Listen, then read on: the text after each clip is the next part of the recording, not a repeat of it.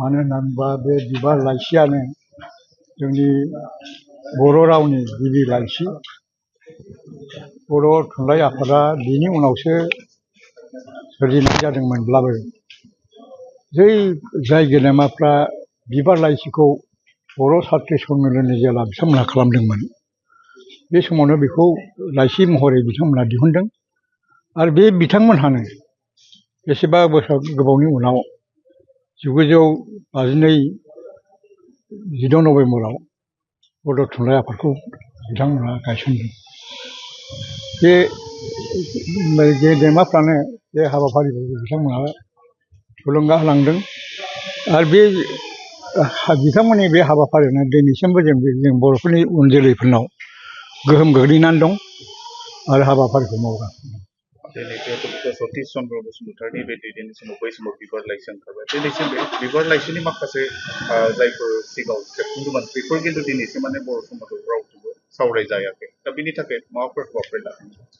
बे हाबाफारिखौथ' क'क्राझाराव माखासे मानसिफ्रा गोदोनि बे बड' माने बाहाय 8 खोन्दो माने बिसान बिथांमोनहा दिहुनदोंमोन।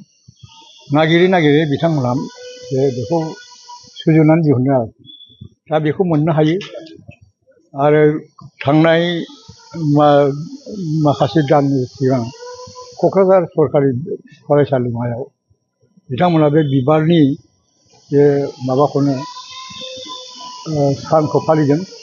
बेबो बिथांमोनहा बिबारखौ आरो गोदानै माखासे सेबखांदों।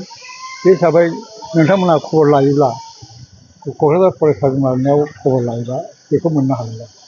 नाथाय बिबार लाइसिखौ बुङोसो मानसिफोर बिबार मुगा माबा मुगा खिन्थु दिनैसिम जों नुबाय फरायगिरिफ्रा खिन्थु बिबार लाइसिनि बागै गोबाङानो मिथिनाय। बे पण्डितफोरनि गेजेराव बे दङ दाबो। जिखुनु जिनिसावनो जेनेबा बै समाव जोंहा साहारि आरो खोलाहारि माने जेनेबा दुधनै सुनैफोरखौ बिथिंबो साहित्य चर्चा जादोंमोन, समाज सेबा जादोंमोन। बिथांमोननि गेजेरावबो सानसुमा माखासे दंमोन। बिथांमोना माखासे हाबाफारि मावोमोन आरो दा बे जिनिसखौ पण्डितफोरनि गेजेराव सावरायलायगासिनो दङ। एक्सुवेलि सोर सिगांमोन सोर उनमोन दा बेखौ उननि समावबो थिग खालामनायनि राहा